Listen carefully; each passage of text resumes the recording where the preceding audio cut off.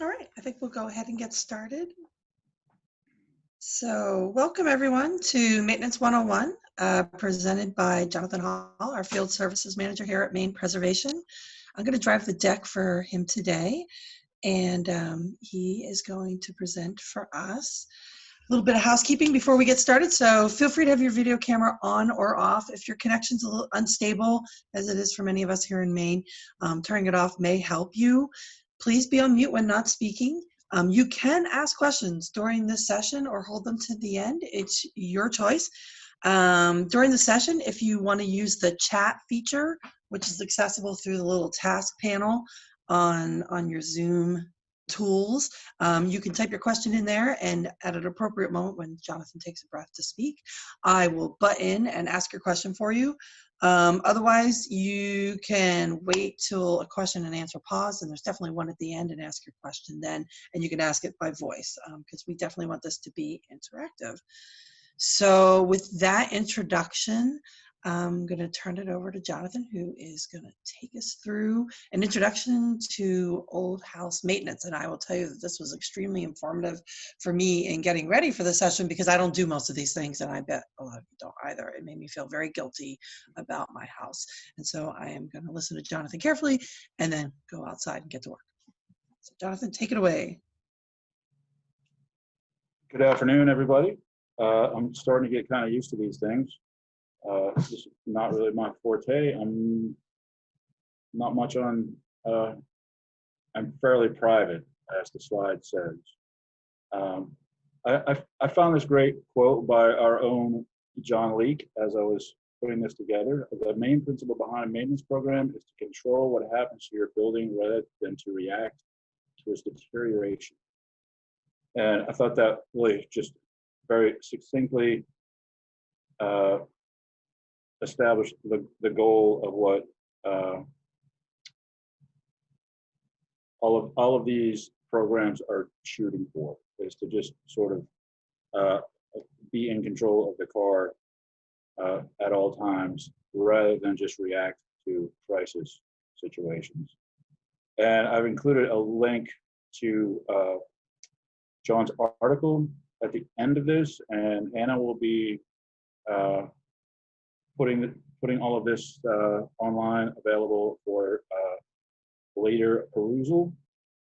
And John Leeke is just this fabulous resource on all things to do with old buildings and things that can affect them. So, and he's right here in Portland, so great resource to have in our state.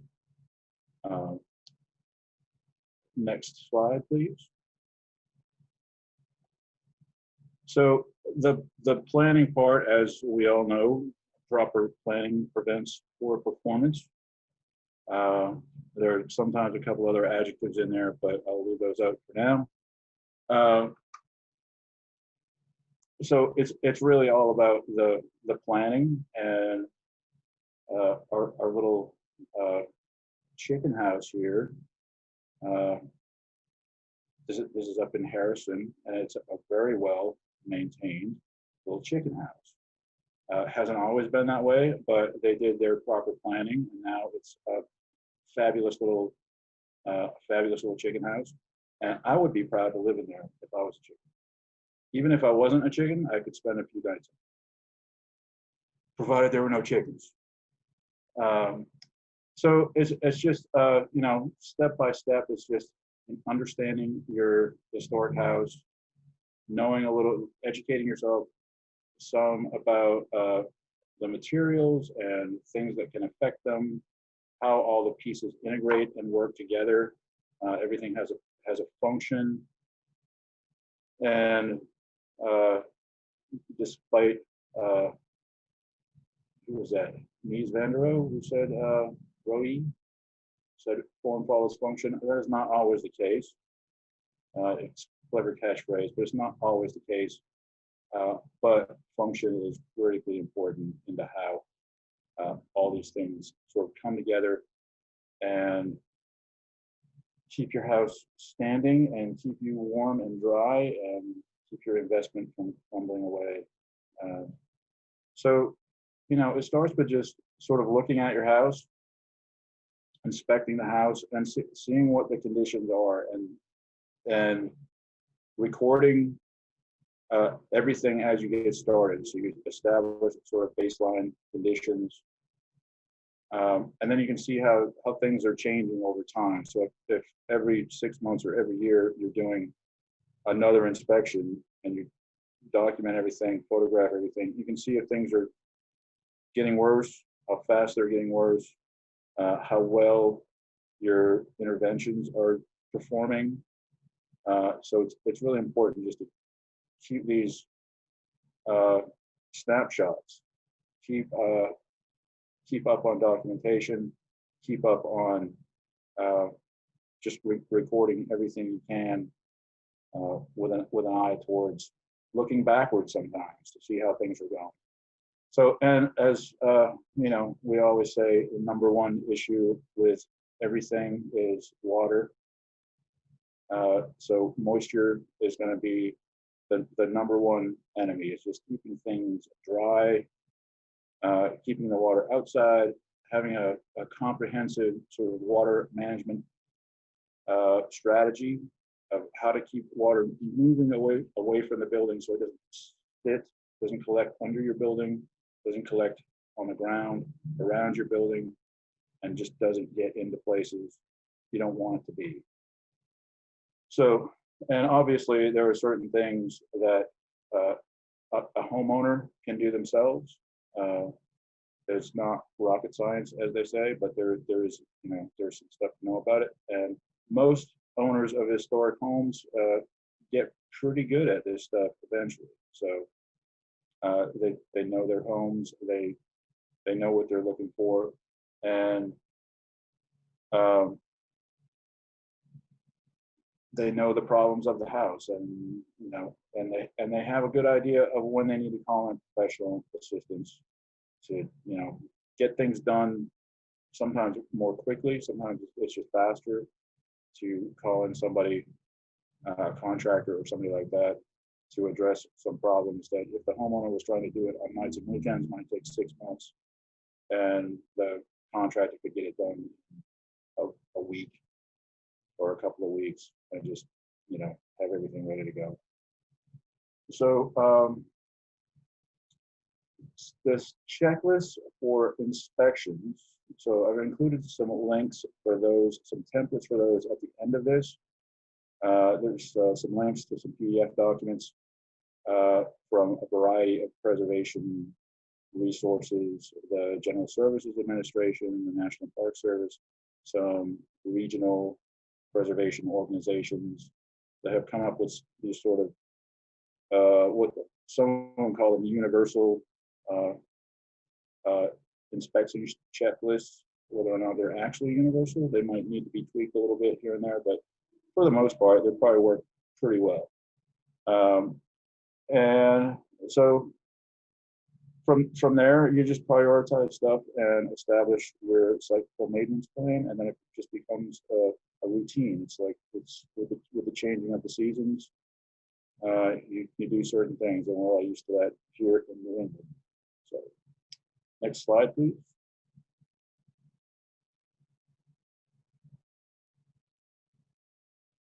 Back one, please.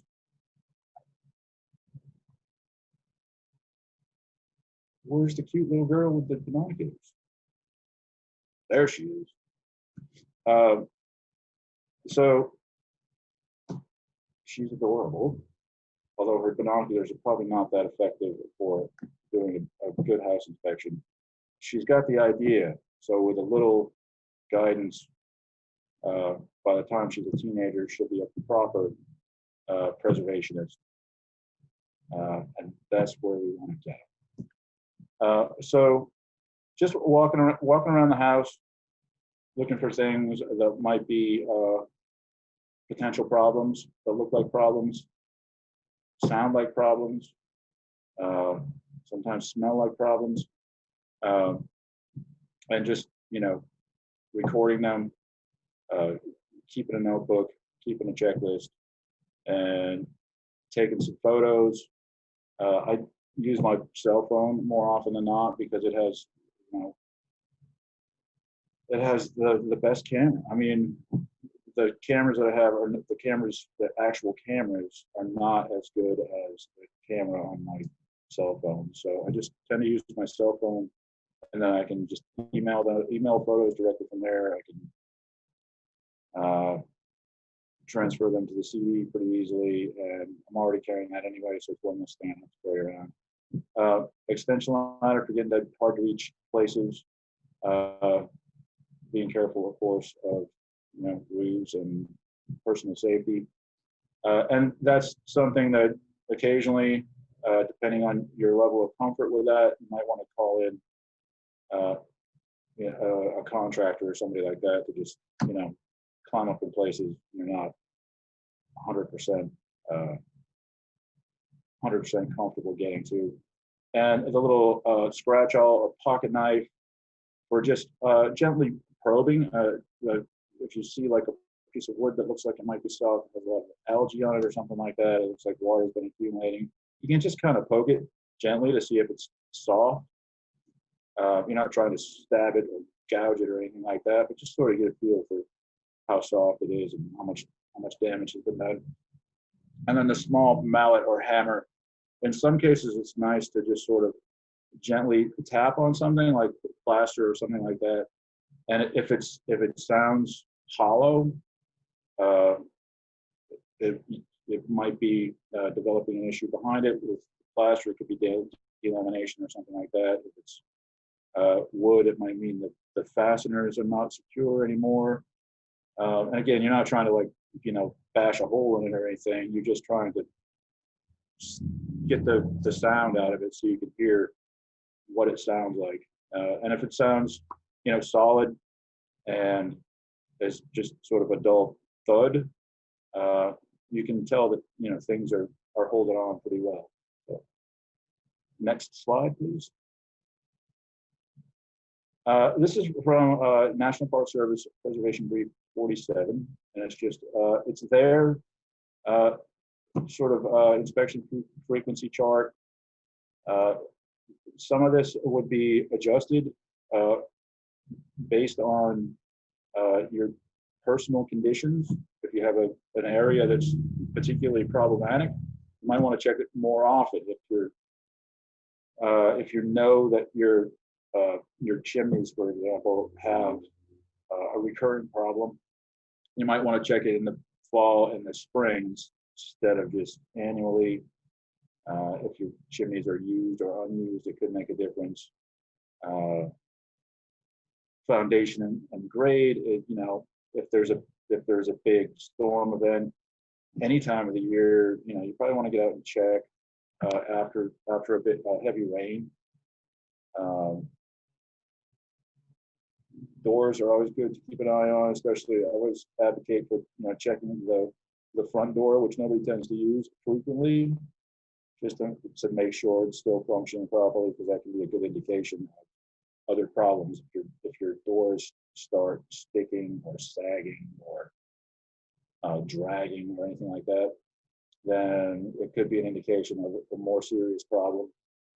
And since front doors rarely get opened, at least in my experience in New England and elsewhere, really, people always use side doors for primary entrance and exit. So, and then attics is a good place to check for emerging roof leaks. It can be dusty and hot, uncomfortable in the attics, but just periodically you poke your head up there and just make sure there's not water coming down through the roof or something like that. And the same with basements.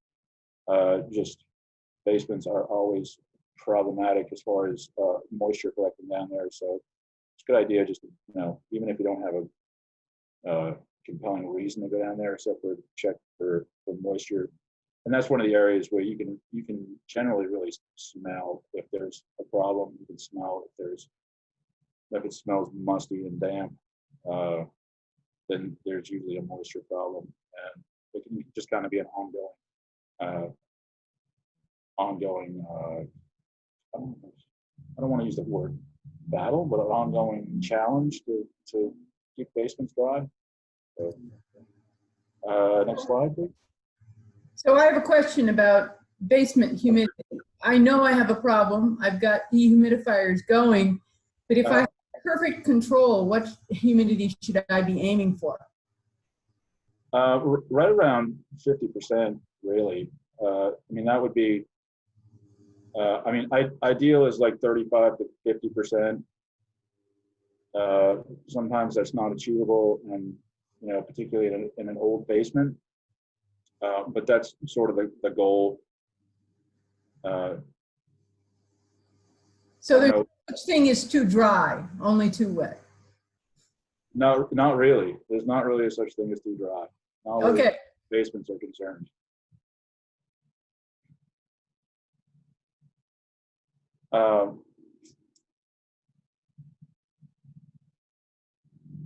What was that? What was that last slide?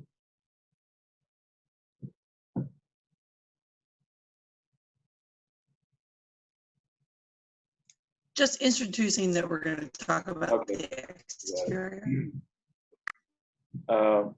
This is one of our easement properties, and you can see they have need for a new roof up there. This is way up in Pembroke, and it's great. It's an old Oddfellows Hall, and they've done a good amount of work, but you know, they've got tarps up on the roof, and you can see that the eaves have some problems, and so they're making progress, but still got a little ways to go. So the roof is where everything kind of starts. If your roof starts leaking and it's allowed to keep leaking, then it's going to affect every other part of the building. I have known of projects where, you know, they've got a leaky roof, but they decide to do plaster work on the interior, because that's where the problem shows itself. The plaster work starts to fail, and or they have water stains on the plaster work, and that's visible, and everybody's looking at it, and it's unsightly. So they say, well, let's fix the plaster.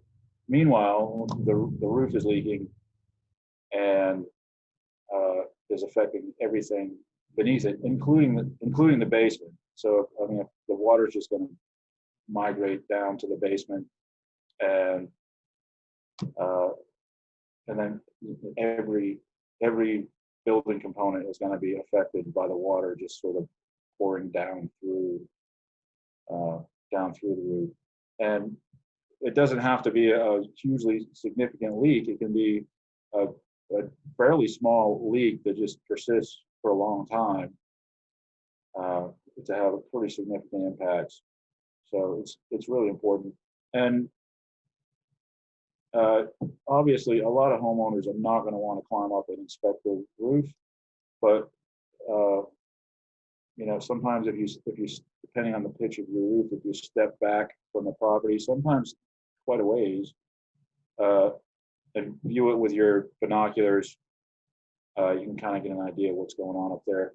And maybe, you know, periodically, if you have a roofer or a contractor that you work with, they could get up there and take a look at it, particularly if your roof is sort of an asphalt roof may last 20 or 25 years, really. When they start getting some age, it's a good idea to, you know, step up the inspection schedule. I mean, if you got a slate roof that's 120 years old, you need to inspect it more frequently than, you know, a slate roof that's 20 years old, or even a metal roof. You know, a lot of people putting metal roofs on now. Once they start to age, fasteners start to back out or slip a little bit, and maybe you get some rust issues on a metal roof.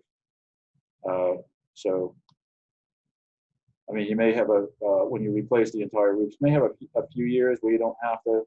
Well, let me rephrase that a little bit. When you first replace a roof, you want to keep a good eye on it to make sure everything is done properly. So, after the first 5 years, you maybe get a 10-year window where you can be pretty comfortable with everything, as long as everything's no leaks show up or anything like that. And just, keep leaves off it, keep the trees trimmed back. Make sure there's not buildup of debris and stuff like that, and that's usually good for quite a few years. But once they start to go, they can go pretty quickly. Next slide, please.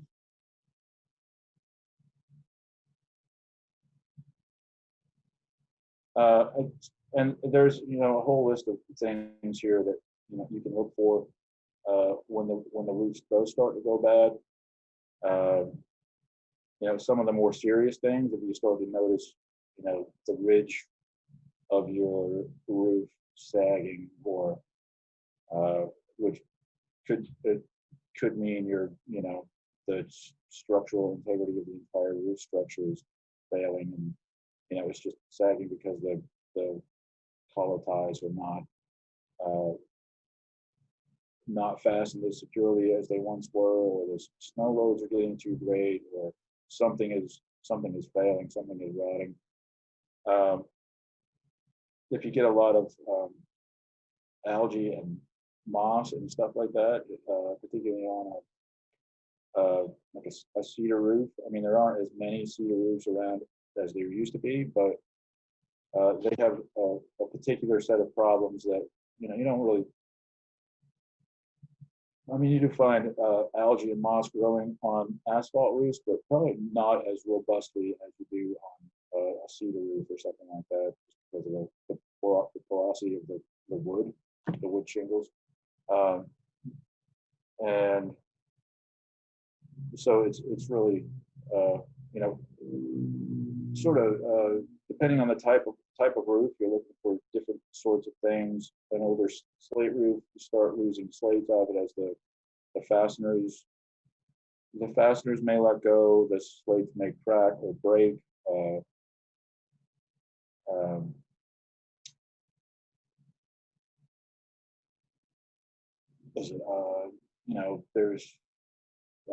There's so many different types of roof materials available now.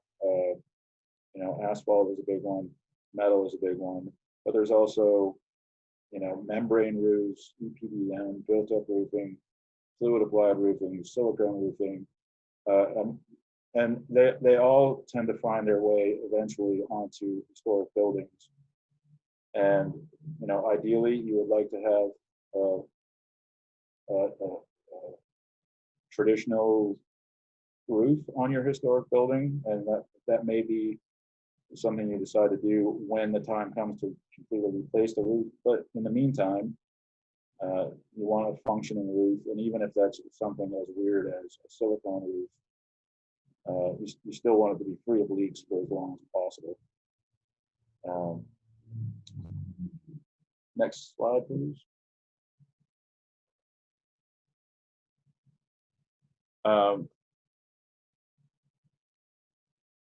Again, cutting back trees and allowing for proper ventilation is critical. Airflow is critical on a roof. If your branches are hanging down on it and never gets any sunlight, it never gets any ability to, it's just got leaves built up on it. It's going to degrade the roof really quickly. And then it will start leaking. If the water can't escape from the roof, then it will go through the roof, even if it's an otherwise sound roof. Power washing roofs is just really just a way to age them prematurely. One power washing can be 10 years of age on the roof. I mean, it might look good for a little while, but like I said, it's just premature aging. It's a destructive process. I mean, it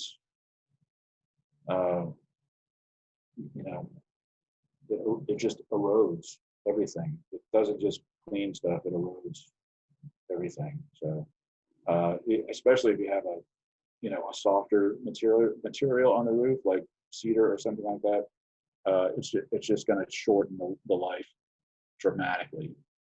Um, Next slide.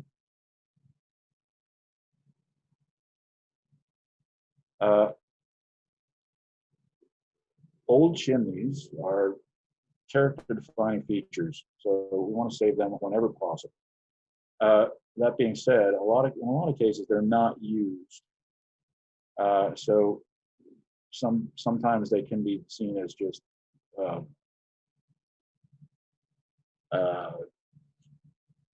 I don't know, an annoyance, an expense, a frustration for people that just sort of can cause problems. They're way up on the ridge of the roof typically, or close to it, and in order to climb up there and do maintenance on them is difficult. It usually requires a professional, and they can be problems for water intrusion. For example, if you don't have the warm air traveling up through the chimney on a regular basis, they can wick water, which can show up as ceiling leaks inside the house. Some people would advocate putting a sealer on the chimney, which can be problematic in itself. You can get, wildlife. Oh, John's here. Great. John Leeke is here. We just got a question from him. He could probably answer all these questions far better than I can. So, but they're just an area of increased maintenance, I guess. You want to just make sure that if you see a small water leak on the ceiling near the chimney, then you're probably getting some water infiltration down through the chimney, and that could be the flashing. Many times, if there's a problem with the flashing, the water is going to infiltrate down past that. Sometimes it's the masonry itself. If there's failed mortar joints or cracks, or in this case, the picture we're seeing here, an earthquake, which are not that common here, but they do happen from time to time. And even though they're not huge, they can be enough to destabilize an old masonry chimney. So, like I said, they are character-defining features, and they do require special attention. And they're an integral part of the overall roof structure. So, require just a little extra attention from time to time. So, next slide, please. Gutters are, they're designed to catch things, water, and they also catch things that they're not really designed to catch, like leaves and dirt and grime. And it's not unusual to see little saplings growing out of them when people don't clean them for a long time. And as soon as they don't function the way they're designed, they just cause problems. Some people advocate for, rather than having gutters on a building, to manage the water at the ground. And there's nothing inherently wrong with that. It can be done. It's just sort of you have to choose at what point you want to make the intervention with the water, because either way you have to manage the water runoff. If you manage it at the ground, you're probably looking at a lot more initial expense than just putting gutters on your building, maybe with less maintenance going forward.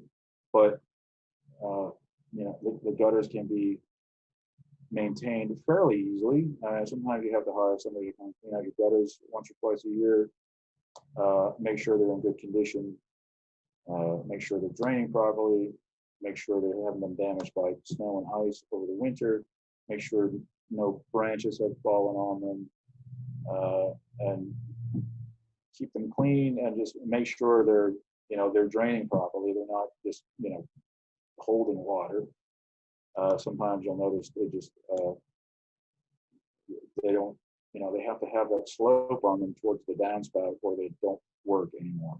And they'll just catch water and hold it there. And that causes its own kind of problems.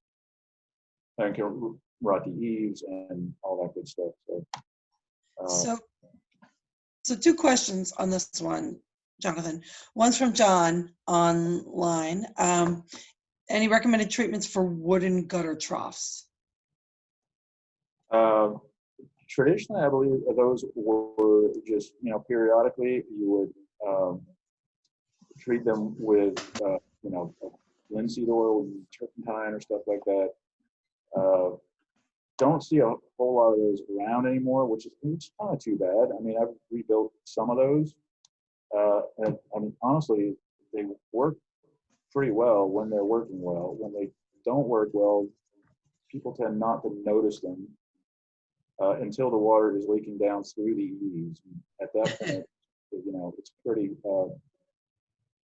you have to do a pretty severe rebuild on them. So they, I guess kind of like chimneys, they would have to be their own sort of maintenance, on their own maintenance schedule, which, may involve getting up on the roof and, inspecting them from above to make sure they're sound.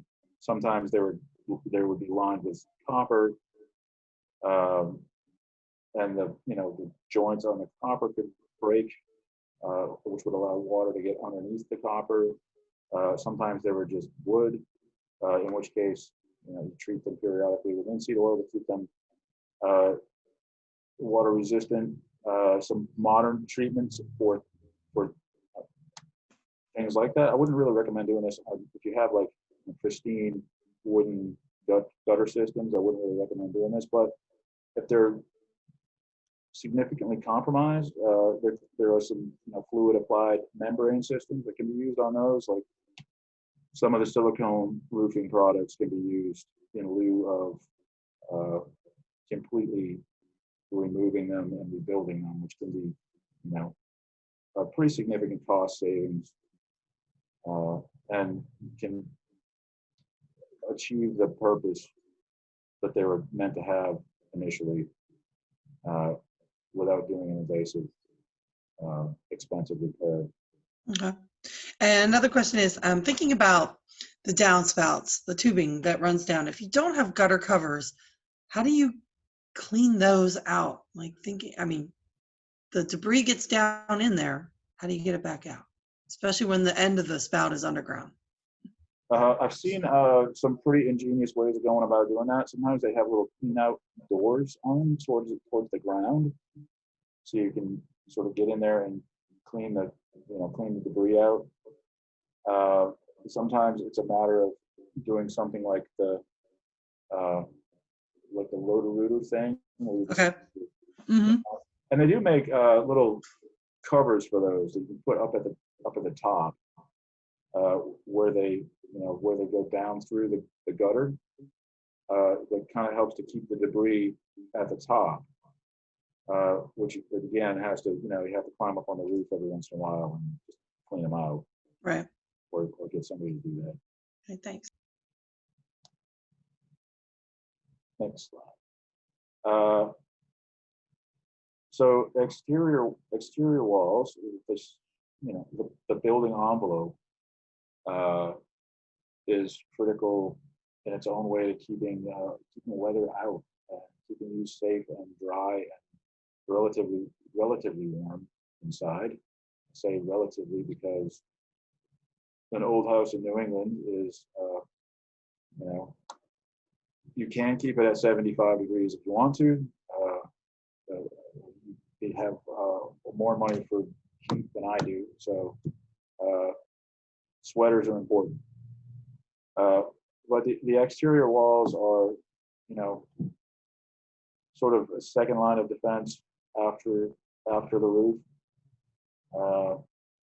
And what I've found over the years is you tend to find the rot issues in roughly the same place. So it's where you know, if you have wooden siding, John says downspout cleaning, if there's a low joint above ground, blow out the debris with a leaf blower.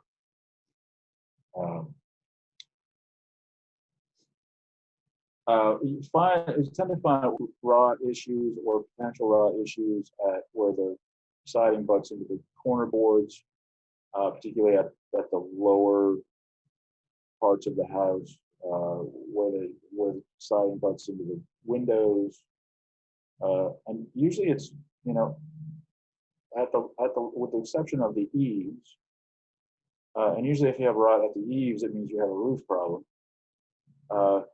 But siding itself tends to be, you know, close to the ground and at corners where things butt together, where connections are made, that thing, or as in the picture here, where people just sort of run a wire through the side of the house and don't break the siding when they're doing it, and don't really seal anything up, so that allows water and insects and all kinds of stuff to get in there. Again, keeping trees and shrubs pruned back to give you know, proper airflow so things can dry out. Shady areas may stay wet more often, so they get more tendency to rot. You know, the south exposure of a house tends to get more UV damage, so the paint is going to potentially fail faster. Doors and windows will take a bit more of a beating, but it's a different kind of beating than, you know, on the north side of the house. They're going to stay damp more often. South side of the house, they're going to stay dry more often, but they're going to have the harsh sunlight. So again, pressure washers are not your friend. Low pressure is fine, but 3,500 psi is excessive. I don't even think I would wash my car with it.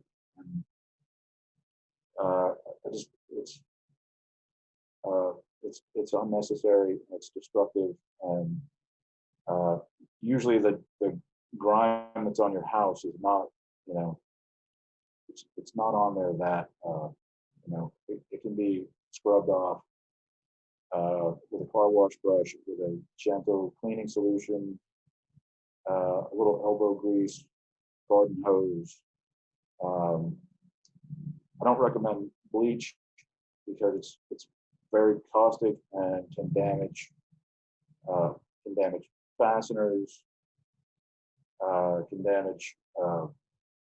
fade your paint, and you know, it can damage masonry. It's not the best solution to the problem of mold and mildew. There's some other cleaners on the market that do at least as good of a job without the caustic effects of bleach. I mean, bleach is not good for human beings. It's not good for plants. It's not good for your pets. So there's some peroxide-based cleaners that, you know, will do a pretty good job on mold and mildew. There are some enzymatic cleaners that can not only kill mold and mildew, but have a lingering effect. So that you can apply them once every 6 months, and they'll keep working without the need for caustic chemicals. So we did have a question from Charlotte. Would you pressure wash as a step prior to painting? And Charlotte, the answer is no. Pressure washing is never recommended. I mean, particularly on older houses, that much pressure can. I mean, older houses don't generally have much of a vapor barrier, if any. They may have some old tar paper or something like that behind the siding. And at that pressure, you can force a lot of water into the structure of the house, which, you know, at that point has nowhere to go. and it can, it can damage the wood. It can force a lot of moisture into the wood. So if you pressure wash, especially, and then immediately paint, it's probably going to affect the longevity of your paint job, because all that moisture that's been forced into the structure of the house is going to try to get out again. Yeah, and Charlotte, I mean, spring is a good time to start to think about exterior painting jobs, spring and summer, and we're planning a session on how to approach a DIY project for painting exteriors next year. So stay tuned.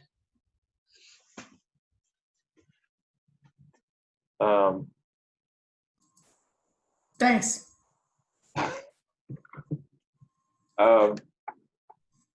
Caulking is, it's a good way to, keep out moisture and drafts and insects. As you notice things opening up, you can sort of, between paint jobs, you can sort of keep on top of that and just make sure things are sealed up well. Touch up the paint if you need to or want to. Some of the acrylic latex caulks will mildew if they're not coated. So you might have to touch up the paint when you do that, or the caulking will turn black over the course of a year or two.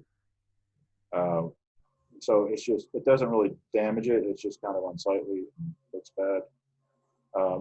And if you have to scrape off some loose paint, always make sure you prime first before you caulk, just to get proper adhesion, because caulking is, generally it's an acrylic product. I mean, there are some exceptions, but what you would use typically for a building envelope on your house is acrylic based, and it just won't adhere well to raw wood, especially if moisture gets behind it. It will kind of push it off, and we'll just crack open again. And as an aside, I'm not completely sold on the paint, primer, and wand. So the way that they're sold is that they cover better, but the point of primer is not coverage, it's adhesion. It's to get things to stick together properly. So I think it's a little misleading of the paint manufacturers to sell the product in that way. If they were to, I would probably be more on board with it if they said, it adheres as well as priming first. So you don't have to do that step. But they don't do that, so it makes me suspicious. Anyway, that's just me. Next slide, please. Here you can see some paint that has just sort of peeled off in big sheets. And it's not like that on other parts of the building. So there are few possibilities here. You can see the leaves from a big shrub here.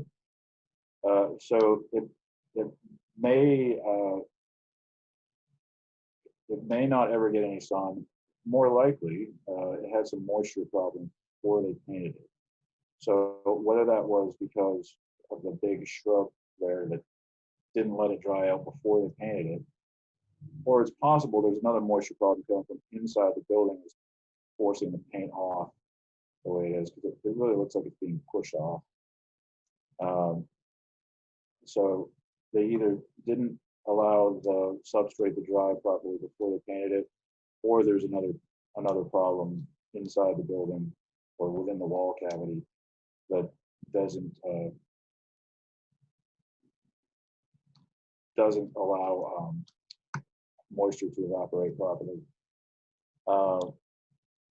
Some of the other things that can affect paint is, especially on older houses, is sometimes you just get such a heavy buildup of paint that it gets brittle. It doesn't move. The wood, moves at a particular expansion and contraction rate, and the paint can't do that anymore. So when the wood expands, the paint cracks off. When the wood shrinks, the paint cracks off. So, and that's especially a problem where there's just layers and layers and layers of paint. And, you know, you can get incompatible paint layers where, you know, if you put acrylic paint over oil paint, you have to make sure to prime everything first so you get that transitional layer in between there. And if you don't do that, the acrylic paint will just peel off in big sheets and won't stick there. And we had a question in the last webinar about paint or stain. So basically, and you know, I'm sure there are people who can speak more knowledgeably about this than I am. Paint kind of adheres to the surface of the wood, whereas stain penetrates into the wood. And there are sort of positives and negatives of both of those approaches. So paint is available in a much wider variety of colors and sheens and all that stuff, and provides a lot more UV protection. And actually typically lasts longer than stain. Stain has to be applied more often, but the surface prep when putting stain on is much easier. So it's not like doing a prep for a paint job. It's doing a prep for a stain job. You clean it and you put it directly on the wood. You don't have to prime first. But you have to do it every 5 years maybe, and a decent paint job, which is debatable about how long that should last, because it depends on local conditions, a lot of other factors. Could last 15 or 20 years before you have to do it again. So stain is probably a less expensive process, but the underlying wood would probably not have the level of protection it does with a durable, well applied paint system. Okay, so we have a question from the audience from Richard. Another paint subject, oil-based or latex? Not that there's much oil-based product available any longer, but can you speak to that? I think you should replace like with like too, right, Jonathan, if you're doing a repaint? Well, the problem is exactly what he said, is that there isn't that much, especially for residential uses, there isn't that much oil paint available anymore. It tends to be very expensive.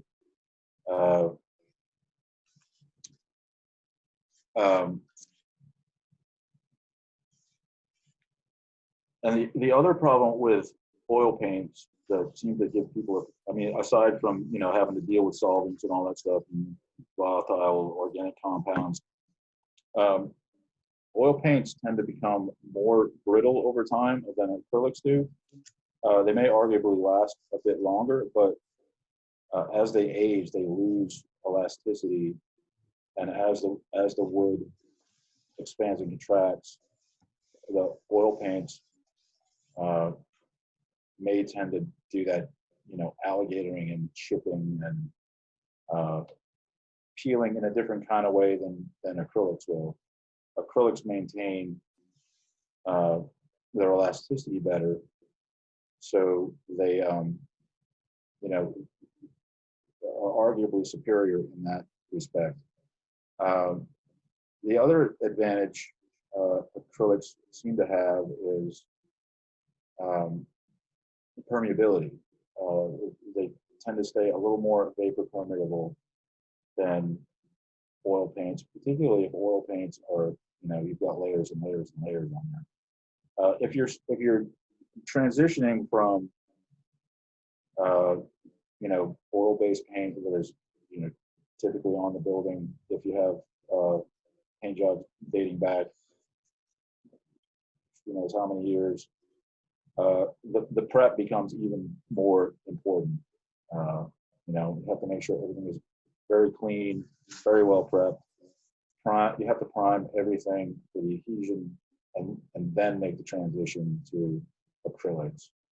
So, I mean, typically you can't just start putting acrylics on top of the old layers of oil paint, or it just won't stick. Okay. And on a related note question, how do you know when the existing coating is paint or stain, and which kind of paint? And you just kind of alluded to the second part. She says, what's their effect, what you put over it? And the answer is that. If you decided you wanted to paint over a previously stained surface, it wouldn't be a problem. But if you tried to stain over previously painted surface, because the stain needs to penetrate into the wood in order to adhere, if the paint layer was there, you couldn't do that, then it's not going to stick. And in fact, in that case, even if it's a solid stain, it might start sort of like if you rub your hand on it in the rain, then you might get some pigment coming off on your hand. So if you were trying to transition from, I mean, you can't really transition from paint to stain, but you can go the other direction. Visually, if you have a stain, even if it's a solid body stain on a building, you tend to see more of the wood grain showing through. You get more texture of the wood, particularly if you've got a heavy buildup paint. I mean, some of the old buildings have 20 or 30 layers of paint, and it really sort of you can't really see the wood grain through it.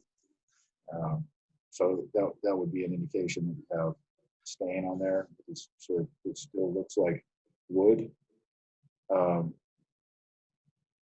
but maybe pigmented wood. Okay. I hope that answers the question. I hope so too.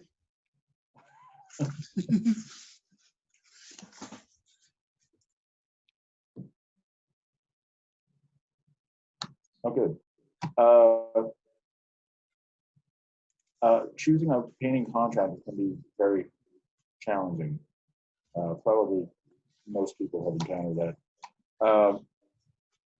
So it's probably become more challenging recently with the heightened awareness of lead paint hazards, and can't stress enough that they should be containing any scrapings, paint chips, that kind of thing.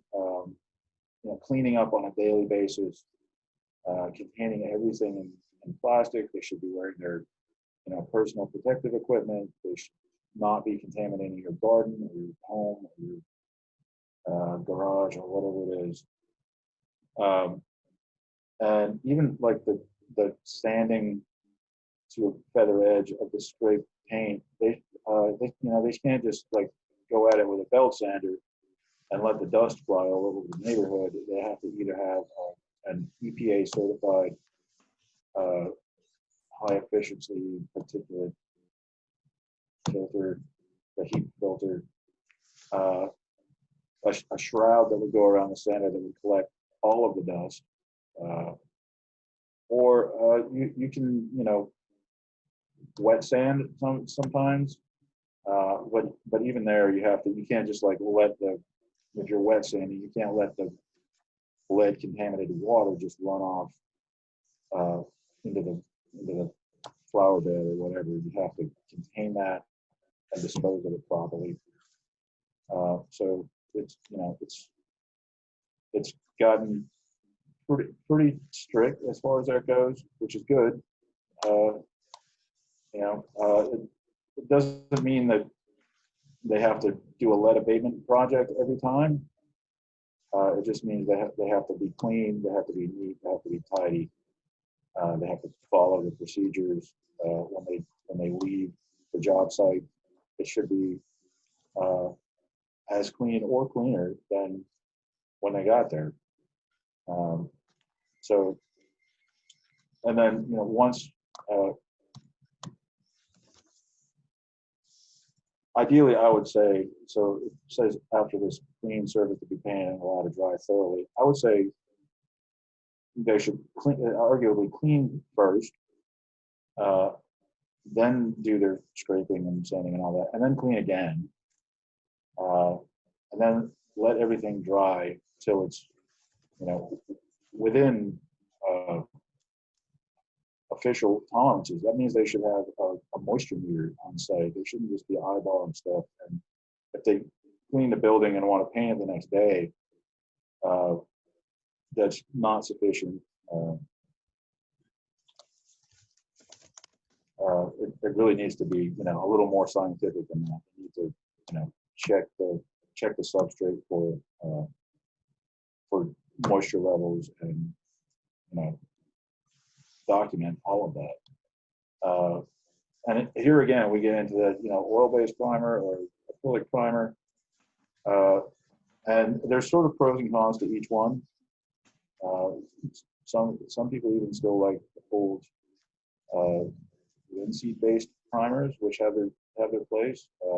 They're shellac-based primers for interiors, not really suitable for exteriors.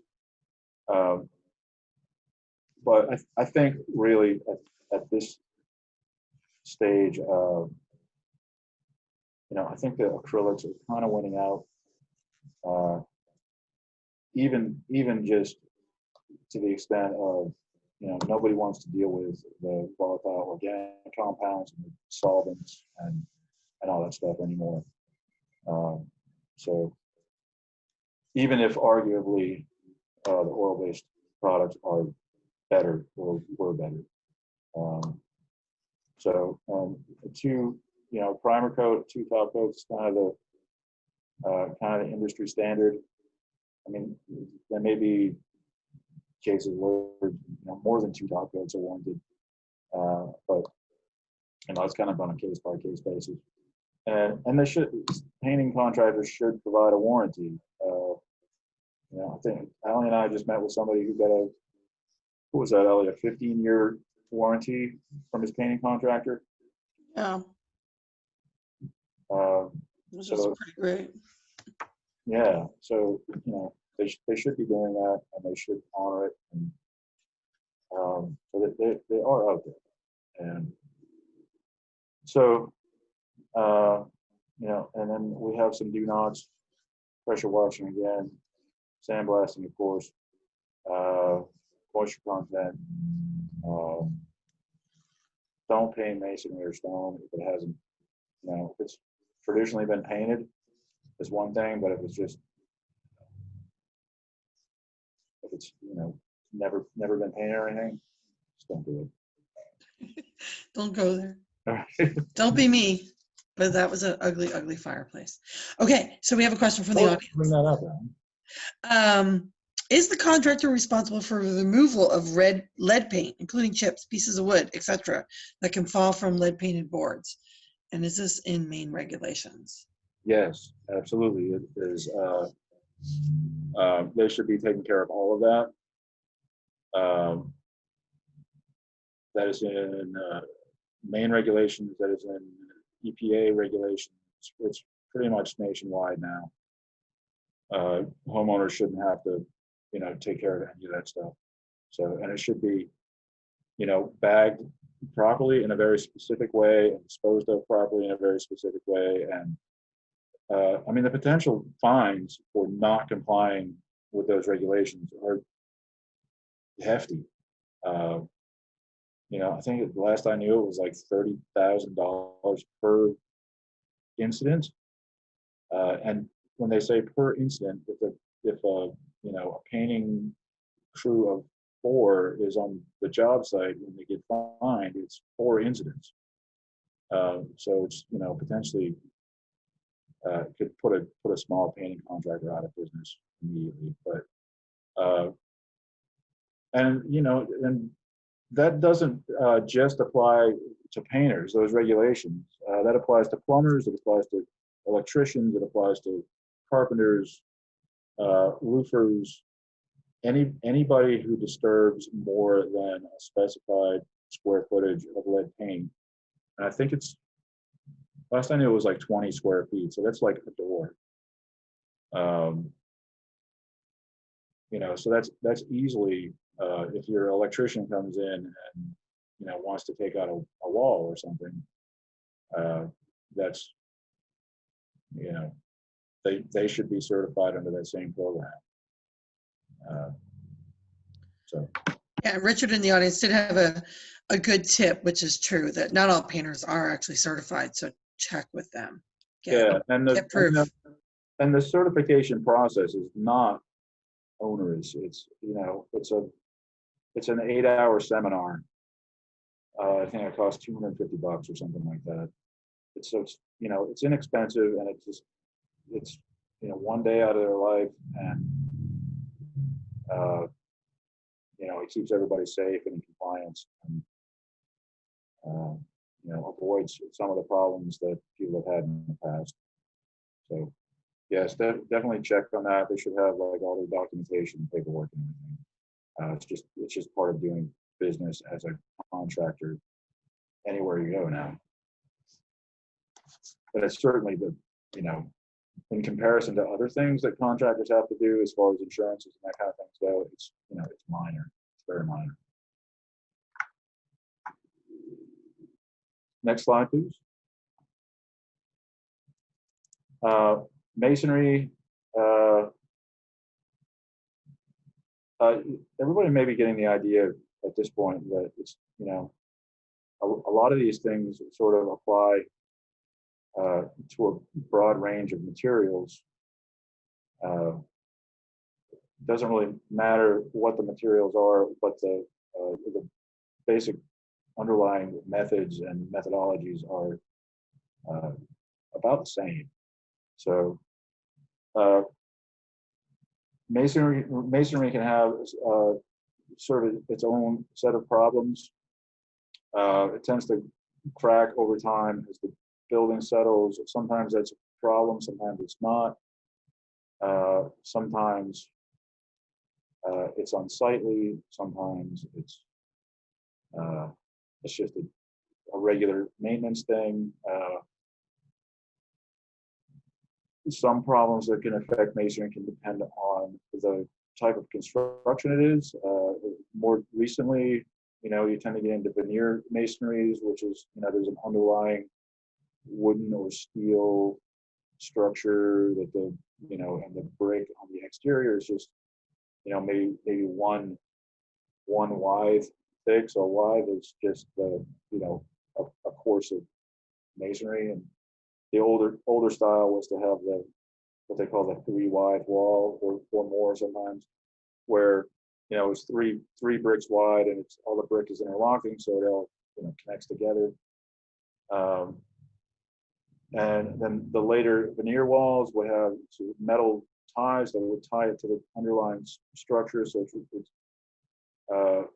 if water penetrates the brick veneer and corrodes the metal ties, then, and they fail, then, you know, you get a whole different set of problems than you would if water is getting into your traditional 3 wide wall. And, you know, it's just homeowners should, you know, familiarize themselves with how their property is built, how it's put together. It sort of goes back to one of the first slides of just sort of familiarizing yourself with the property. And, you know, much like roofs and the building, you know, if you have a wooden building envelope, keep shrubs trimmed back, keep, you know, plant material, algae, and that stuff off of the masonry. Sometimes, you know, ivy looks really pretty, or wisteria or something like that, but it can be very damaging to masonry. So it's best if it's not on there. You know, we all have kind of this nostalgic thing for the ivy covered cottage, but it's really not the best approach for letting your ivy grow. Significant structural cracks in masonry could be an indication of serious structural problems. In which case, it's best to consult with an engineer, particularly if it's load-bearing masonry. You certainly don't want it to fail to the point where it can't be repaired. So sometimes it's best to just consult with an engineer in conjunction with a skilled restoration mason. Make sure cracks that are opening up, if you monitor them over time, over the course of a few years, sometimes you can tell if they're staying the same or getting worse, which again goes back to the beginning of this, where we were talking about just recording everything, documenting everything, taking photos, monitoring things to see how the building is progressing over time. The other important thing is with historic mortar is don't run out to Home Depot and get a bag of Type S mortar and just start repointing stuff. It's really important to have a mortar analysis done and to find out the composition of the original mortar, because it's designed in a particular way that tends to be softer than the bricks, so it cracks along the mortar joints and not through the bricks, among other things. If you use too hard of a mortar, you can get spalling on the bricks, and some other types of failures. So if you have the mortar analyzed, and you can, there are some companies around the United States where you can have, once you get the mortar analyzed, you can have the mix up a custom batch of mortar. And yes, it's more expensive than typical, Home Depot $6 a bag Type S mortar. You could order some, keep it around, keep it dry, and use it as needed. And then you'll also have it for if at some point in the future there's a much bigger repointing job that needs to be done.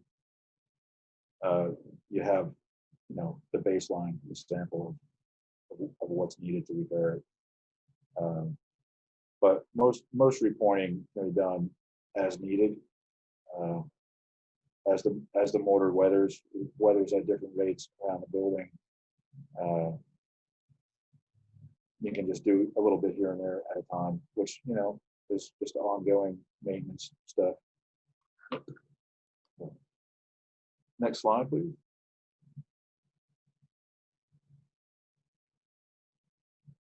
And here is an image of the dreaded sandblasted brick. We try to remind people of that as often as we can. And there are some other abrasive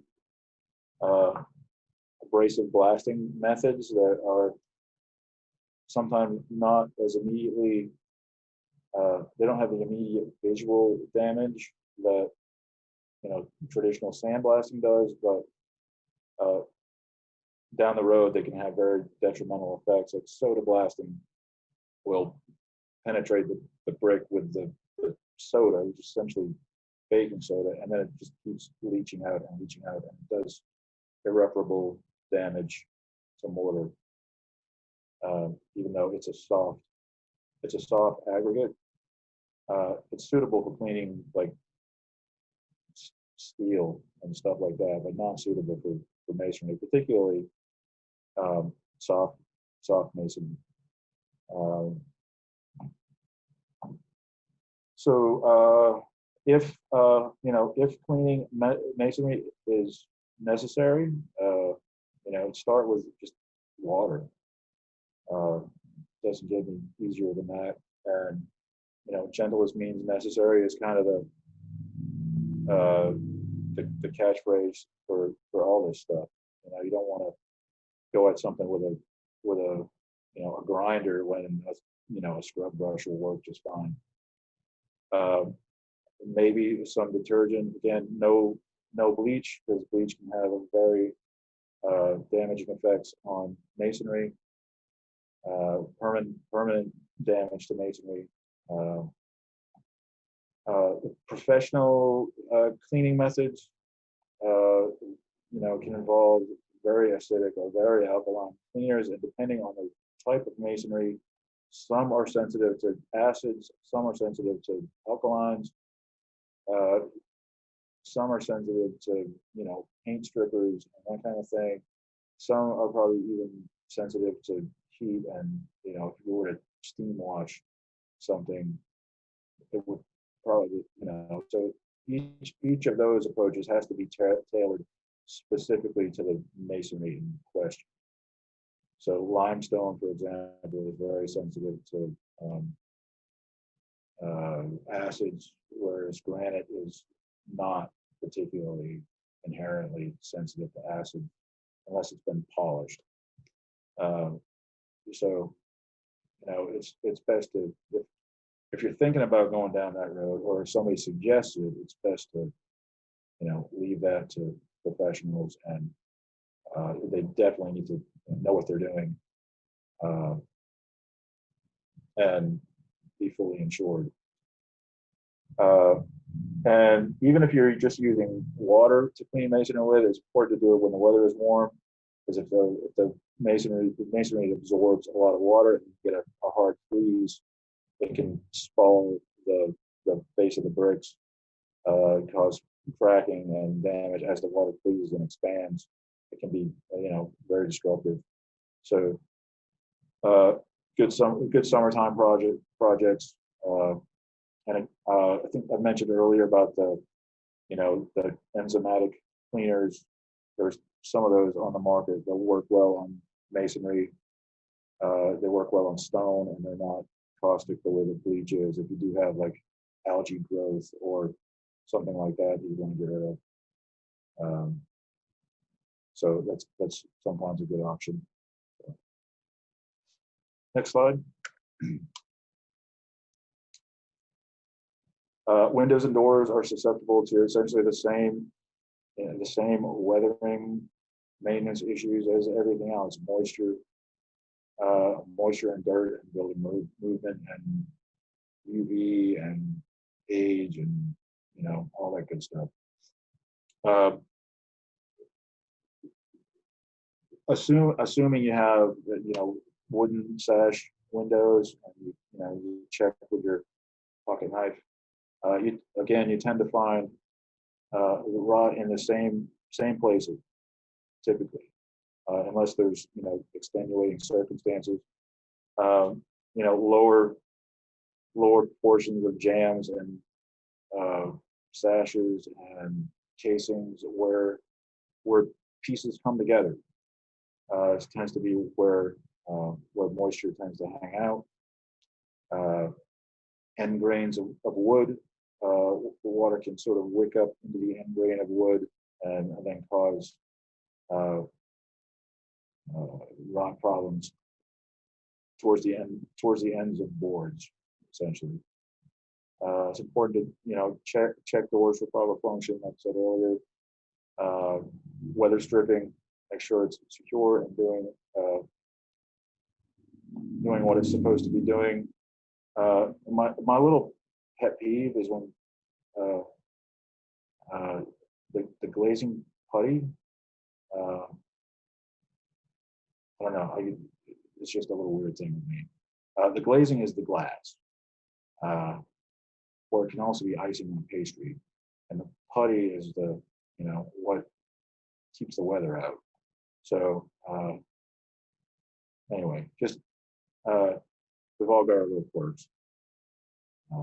That's one of mine. Even though I still catch myself saying glazing sometimes, because I love pastries and frosting. I just start thinking about that, and I'm like, that's delicious. And I want it to be in front of me, and I'm like, do that. So, next slide, please.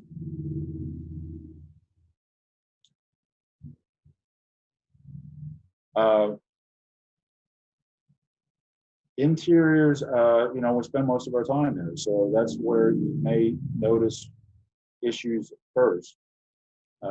cracked plaster, water problems, doors not closing the way they should, things moving around, wallpaper failing. You may smell the musty basement, or you go into the attic and you see some water stains on the underside of the roof. So as you're sitting there just looking around, you may see things that indicate a problem with the exterior of the building. So it's important to be in tune with those kind of things. Cracks in plaster are sometimes pretty normal. They just sort of open up certain times a year and close up other times a year as the building expands and contracts. Other times they can be more severe, and sometimes it's just through age. The keys on the plaster just break off over time, and so the plaster can start to delaminate. Other times they can be caused by a roof leak, water coming through the walls or something like that.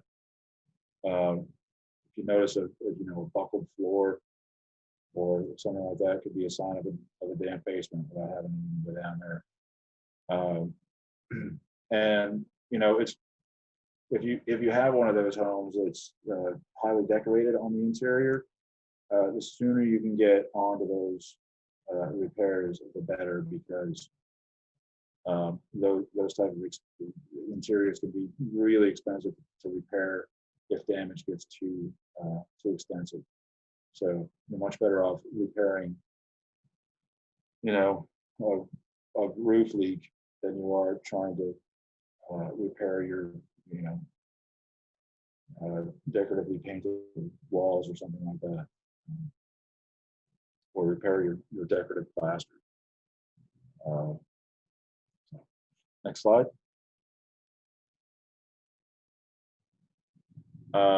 Foundations.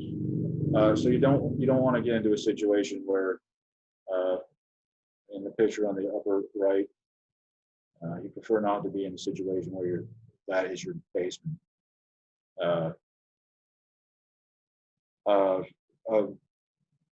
damp, wet basement can cause problems around the entire house, and if they're left unchecked, can be extremely expensive to fix. Sometimes resulting in an entirely new foundation, new sills, everything. So you certainly don't want to get to that point. And a lot of times those problems they start at the roof. They start at improper site drainage. So there are a lot of things that can be done on the exterior before you have to do extensive things on the interior. So it's as part of the maintenance plan, the comprehensive site drainage plan is critical. If you have to spend money on an engineer, that's probably the biggest bang for your buck, is getting the proper site drainage. It would be much better to spend a few $1,000s there than many thousands of dollars more replacing your foundation. And like I said, a lot of times if you go into a basement that's got moisture issues, you can smell it, you can feel it. It's usually fairly evident, and if left unchecked, can cause major problems. So next slide, please. So here are some links to some resources that can provide a lot of information about historic homes, how to come up with maintenance plans, checklists.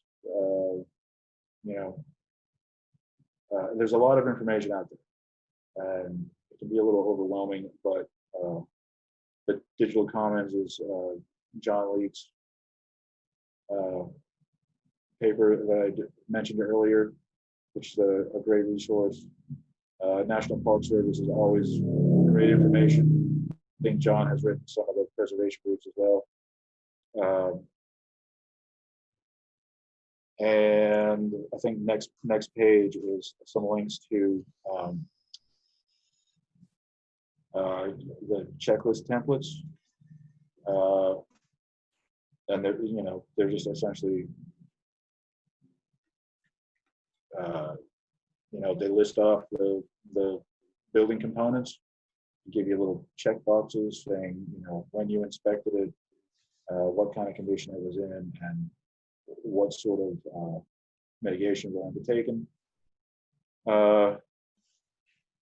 All of the General Services Administration, there's a ton of information there.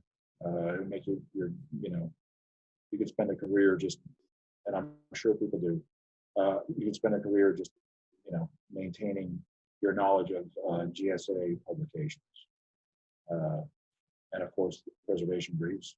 So that concludes our presentation. Great.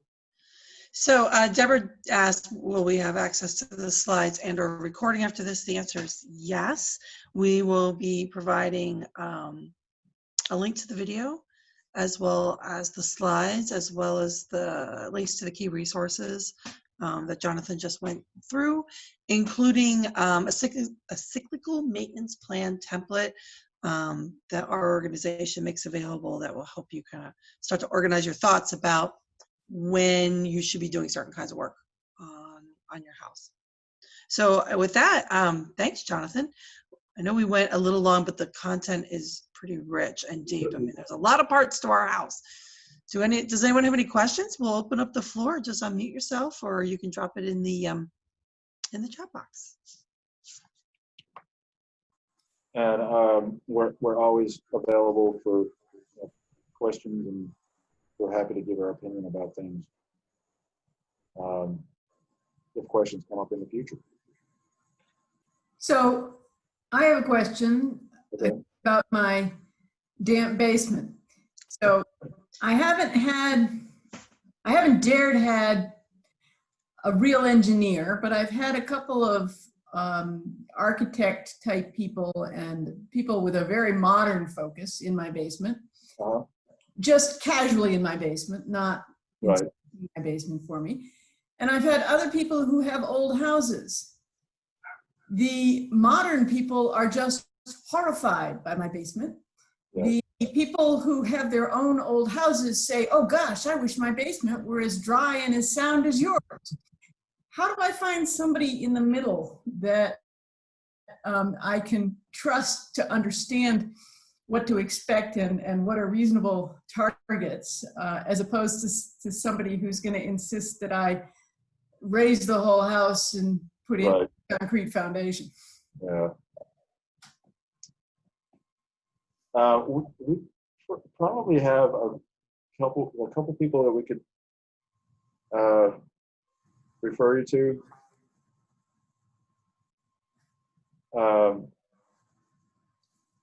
John Leeke might be a good one, and he's here in the audience today. So you might reach out to him. I think we have some friendly engineers that we work with from time to time, friendly architects that we work with from time to time. So we could certainly answer that in more depth if you want to shoot us an email tomorrow. Okay. I'm in central New Hampshire, so that may be too far for some people, but okay, well, necessarily for the inspection part of it. Thanks. Any other questions?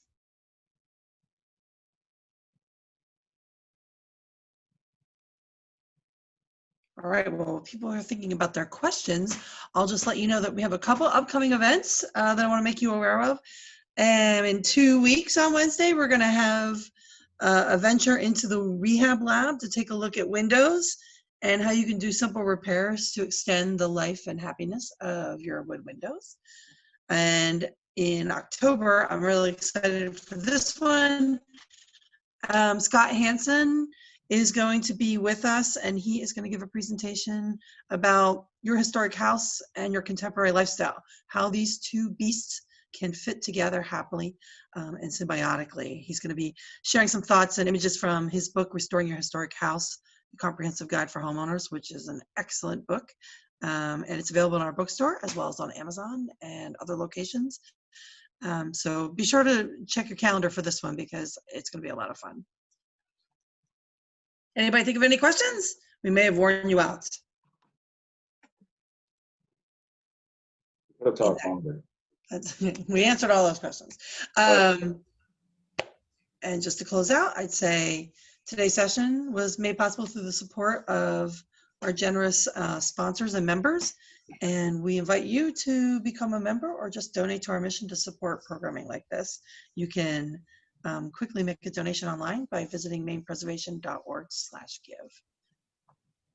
And Deborah did say thanks, and she's just overwhelmed. It was a lot of information, so having the printed materials, to refer to at your leisure, so will be made available. So hopefully you weren't furiously taking notes with a pencil. Maybe we should mention that at the outset next time.